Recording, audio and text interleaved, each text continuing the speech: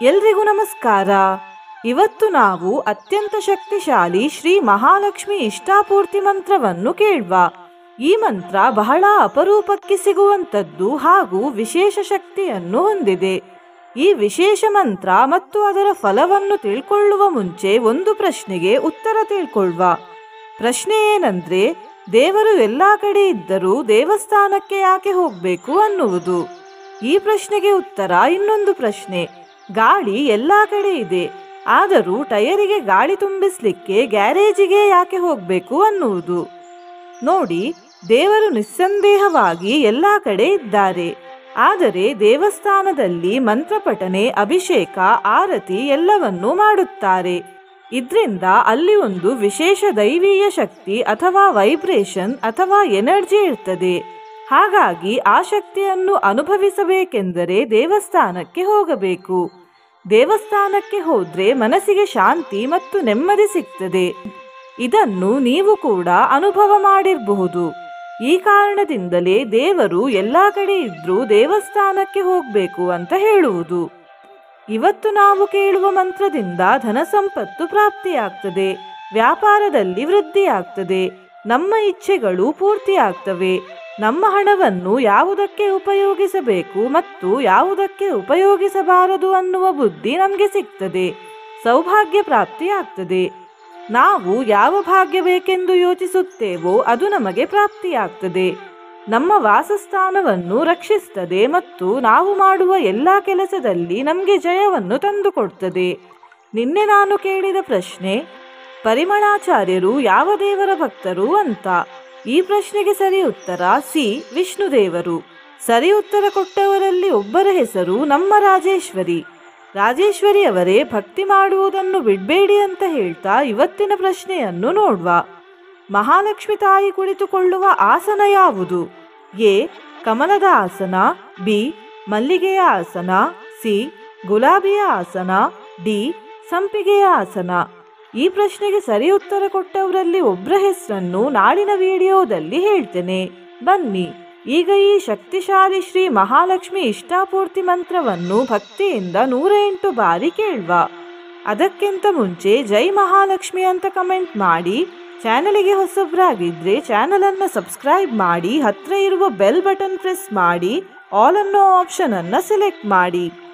ಇಷ್ಟಾಪೂರ್ತಂ ಚ ಸುಕೃತಂ ಭಾಗದೇಯಂ ಚ ಚಿಂತಿತಂ ಸ್ವಂ ಸ್ವಂ ಸ್ಥಾನಂ ಚ ಭೋಗಂ ಚ ವಿಜಯಂ ಲೇಭಿರೇ ಸುರಃ. ಇಷ್ಟಾಪೂರ್ತಂ ಚ ಸುಕೃತಂ ಭಾಗದೇಯಂ ಚ ಚಿಂತಿತಂ ಸ್ವಂ ಸ್ವಂ ಸ್ಥಾನಂ ಚ ಭೋಗಂ ಚ ವಿಜಯಂ ಲೇಭಿರೇ ಸುರಃ. ಇಷ್ಟಾಪೂರ್ತಂ ಚ ಸುಕೃತಂ ಭಾಗದೇಯಂ ಚ ಚಿಂತಿತಂ ಸ್ವಂ ಸ್ವಂ ಸ್ಥಾನಂ ಚ ಭೋಗಂ ಚ ವಿಜಯಂ ಲೇಭಿರೇ ಸುರಃ. ಇಷ್ಟಾಪೂರ್ತಂ ಚ ಸುಕೃತಂ ಭಾಗದೇಯಂ ಚ ಚಿಂತಿತಂ ಸ್ವಂ ಸ್ವಂ ಸ್ಥಾನಂ ಚ ಭೋಗಂ ಚ ವಿಜಯಂ ಲೇಭಿರೇ ಸುರಃ. ಇಷ್ಟಾಪೂರ್ತಂ ಚ ಸುಕೃತಂ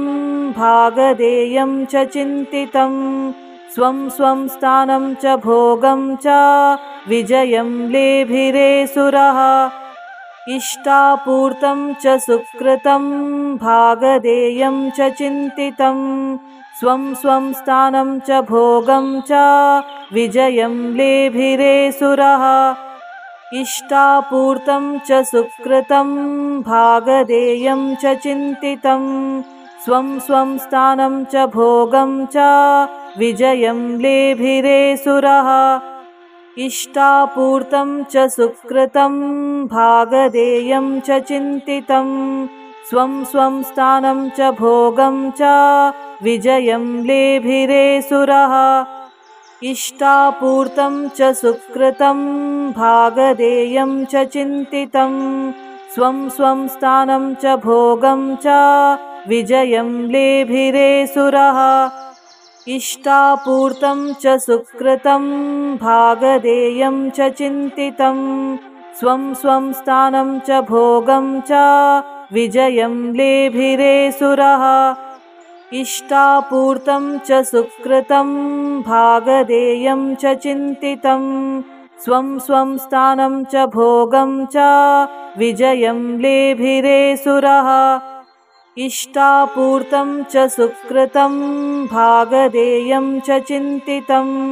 स्वं स्वं स्थानं च भोगं च विजयं लेभिरेसुरः इष्टापूर्तं च सुकृतं भागधेयं च चिन्तितं स्वं स्वं स्थानं च भोगं च विजयं लेभिरेसुरः इष्टापूर्तं च सुकृतं भागधेयं च चिन्तितं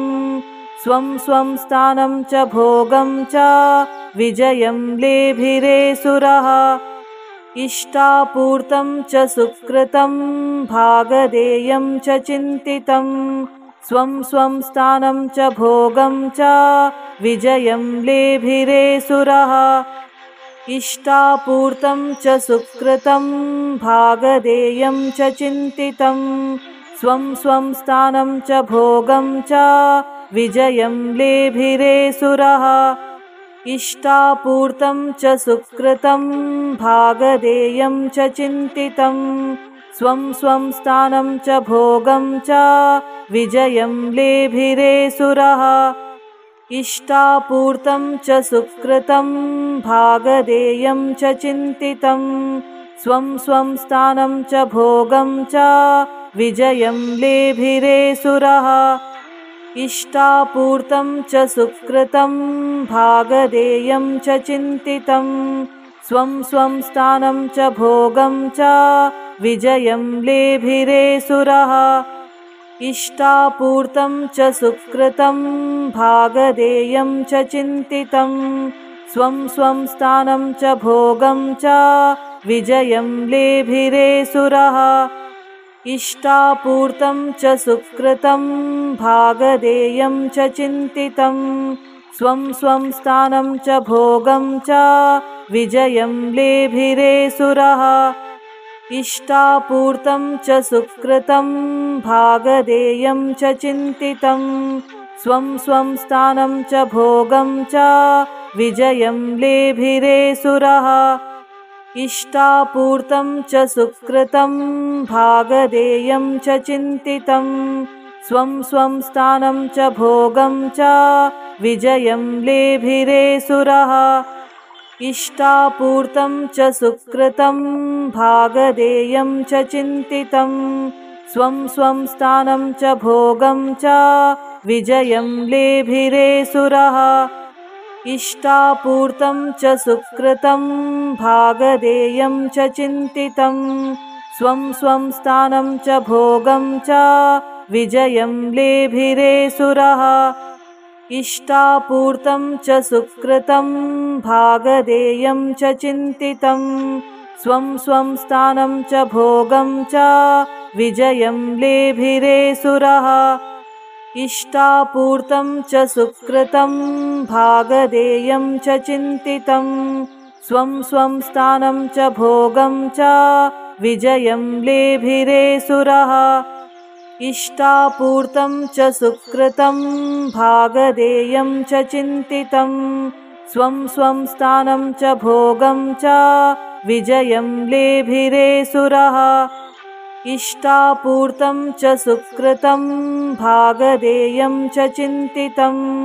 स्वं स्वं स्थानं च भोगं च विजयं लेभिरेसुरः इष्टापूर्तं च सुकृतं भागधेयं च चिन्तितं स्वं स्वं स्थानं च भोगं च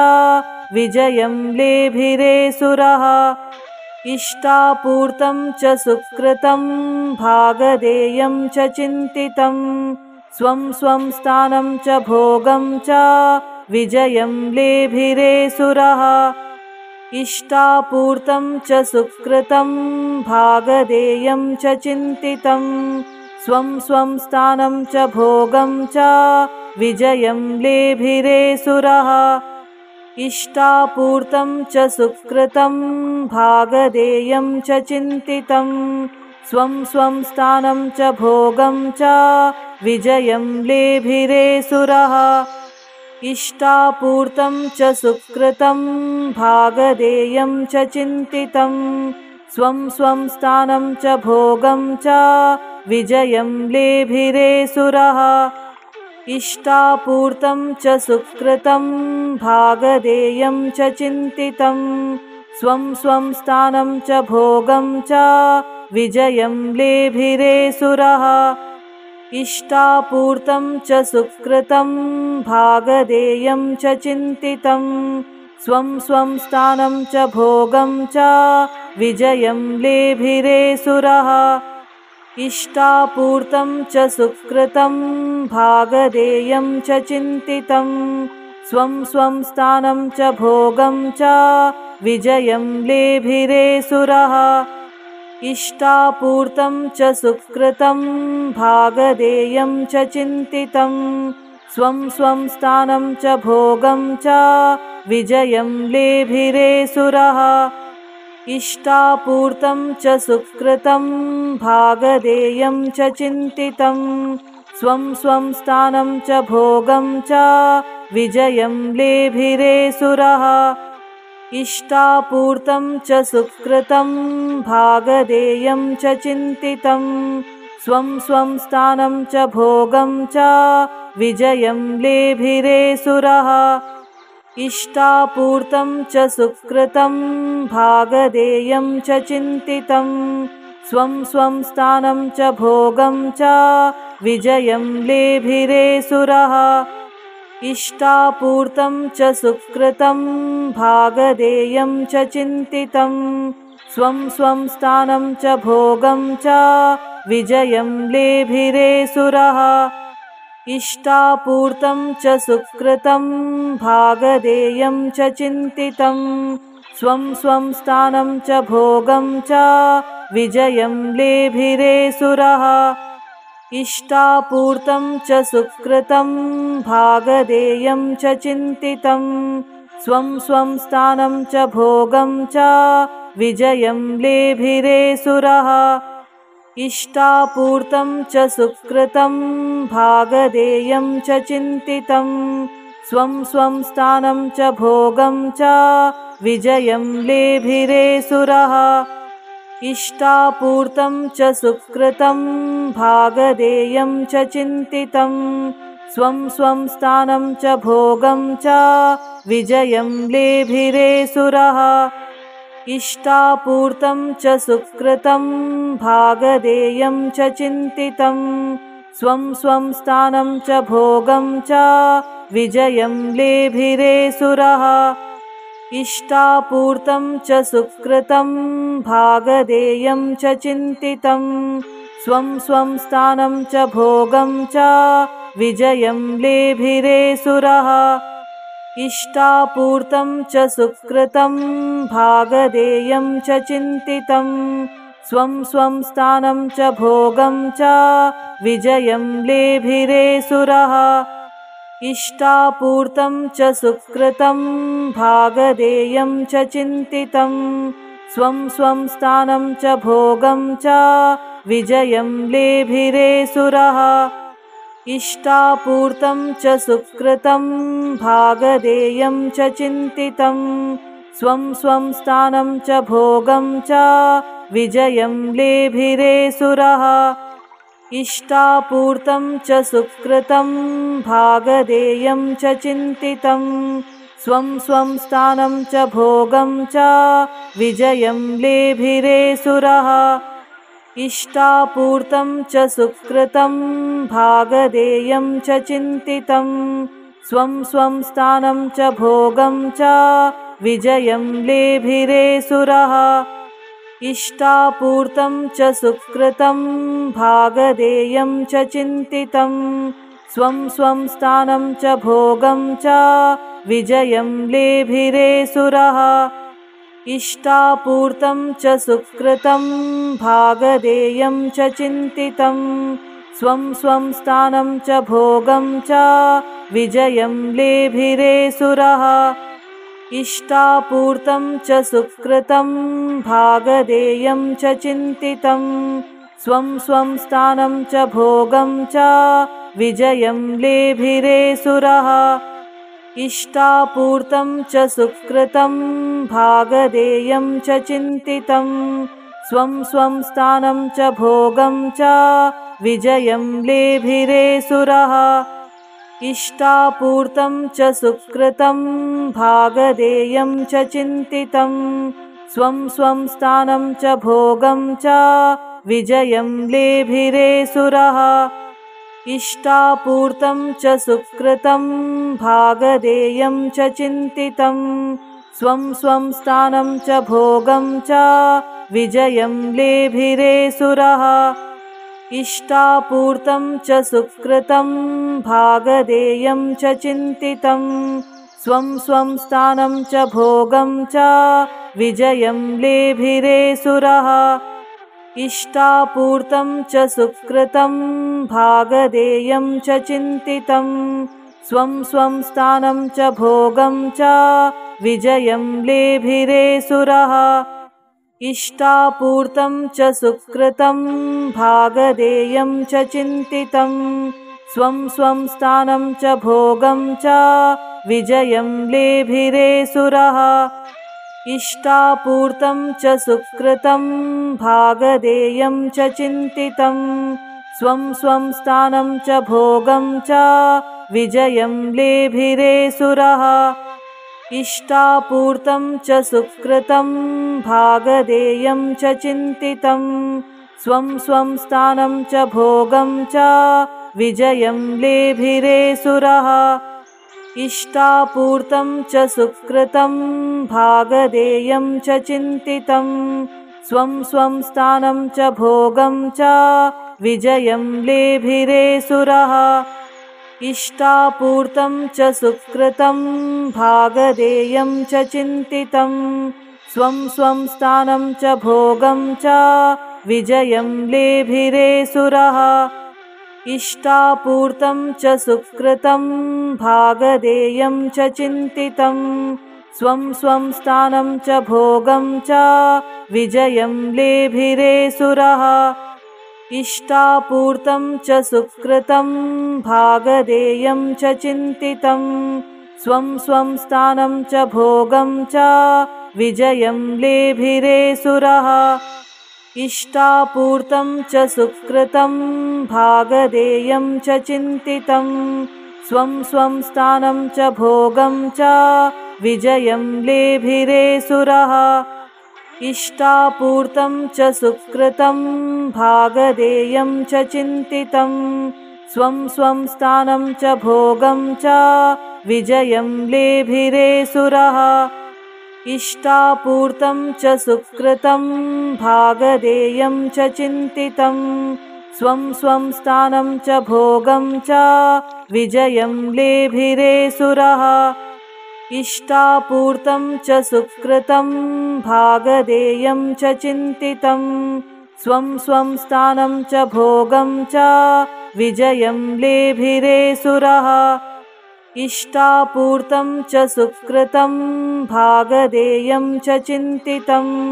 स्वं स्वं स्थानं च भोगं च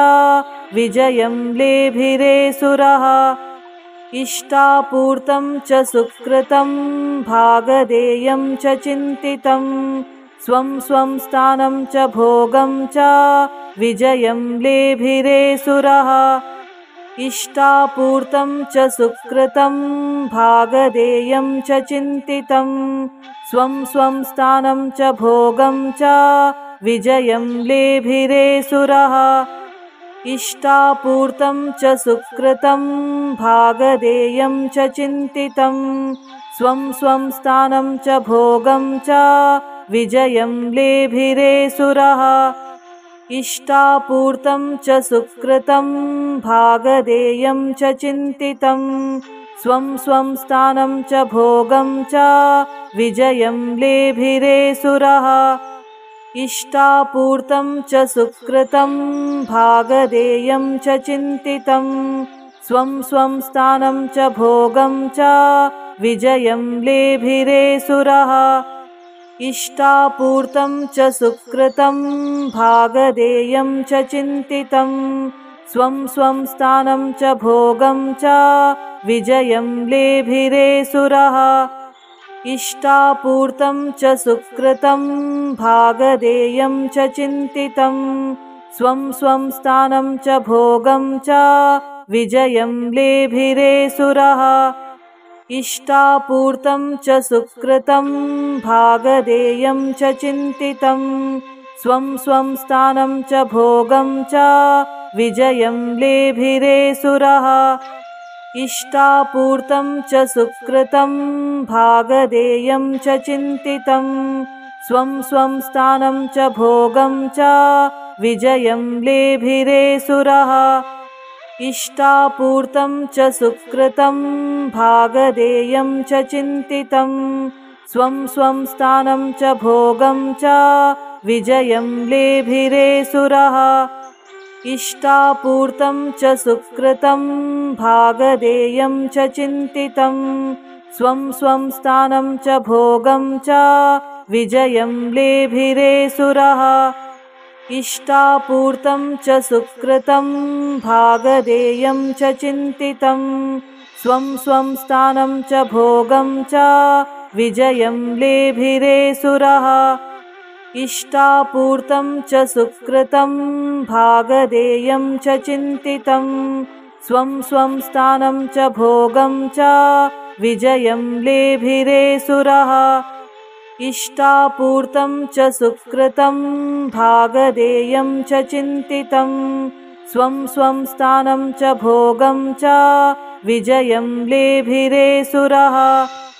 इष्टापूर्तं च सुकृतं भागधेयं च चिन्तितं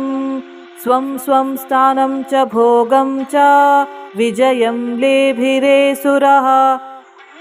इष्टापूर्तं च सुकृतं भागधेयं च चिन्तितं स्वं स्वं स्थानं च भोगं च विजयं लेभिरेऽसुरः इष्टापूर्तं च सुकृतं भागधेयं च चिन्तितं स्वं स्वं स्थानं च भोगं च विजयं लेभिरेऽसुरः इष्टापूर्तं च सुकृतं भागधेयं च चिन्तितं स्वं स्वं स्थानं च भोगं च विजयं लेभिरेऽसुरः इष्टापूर्तं च सुकृतं भागधेयं च चिन्तितं स्वं स्वं स्थानं च भोगं च विजयं लेभिरेऽसुरः इष्टापूर्तं च सुकृतं भागधेयं च चिन्तितं स्वं स्वं स्थानं च भोगं च विजयं लेभिरेऽसुरः इष्टापूर्तं च सुकृतं भागधेयं च चिन्तितं स्वं स्वं स्थानं च भोगं च विजयं लेभिरेऽसुरः इष्टापूर्तं च सुकृतं भागधेयं च चिन्तितं स्वं स्वं स्थानं च भोगं च विजयं लेभिरेऽसुरः इष्टापूर्तं च सुकृतं भागधेयं च चिन्तितं स्वं स्वं स्थानं च भोगं च विजयं लेभिरेऽसुरः इष्टापूर्तं च सुकृतं भागधेयं च चिन्तितं स्वं स्वं स्थानं च भोगं च विजयं लेभिरेऽसुरः इष्टापूर्तं च सुकृतं भागधेयं च चिन्तितं स्वं स्वं स्थानं च भोगं च विजयं लेभिरेऽसुरः इष्टापूर्तं च सुकृतं भागधेयं च चिन्तितं स्वं स्वं स्थानं च भोगं च विजयं लेभिरेऽसुरः इष्टापूर्तं च सुकृतं भागधेयं च चिन्तितं स्वं स्वं स्थानं च भोगं च विजयं लेभिरेऽसुरः इष्टापूर्तं च सुकृतं भागधेयं च चिन्तितं स्वं स्वं स्थानं च भोगं च विजयं लेभिरेऽसुरः इष्टापूर्तं च सुकृतं भागधेयं च चिन्तितं स्वं स्वं स्थानं च भोगं च विजयं लेभिरेऽसुरः इष्टापूर्तं च सुकृतं भागधेयं च चिन्तितं स्वं स्वं स्थानं च भोगं च विजयं लेभिरे सुरः इष्टापूर्तं च सुकृतं भागधेयं च चिन्तितं स्वं स्वं स्थानं च भोगं च विजयं लेभिरे सुरः इष्टापूर्तं च सुकृतं भागधेयं च चिन्तितं स्वं स्वं स्थानं च भोगं च विजयं लेभिरे सुरः इष्टापूर्तं च सुकृतं भागधेयं च चिन्तितं स्वं स्वं स्थानं च भोगं च विजयं लेभिरे सुरः इष्टापूर्तं च सुकृतं भागधेयं च चिन्तितं स्वं स्वं स्थानं च भोगं च विजयं लेभिरे सुरः इष्टापूर्तं च सुकृतं भागधेयं च चिन्तितं स्वं स्वं स्थानं च भोगं च विजयं लेभिरे सुरः। ಧನ್ಯವಾದಗಳು।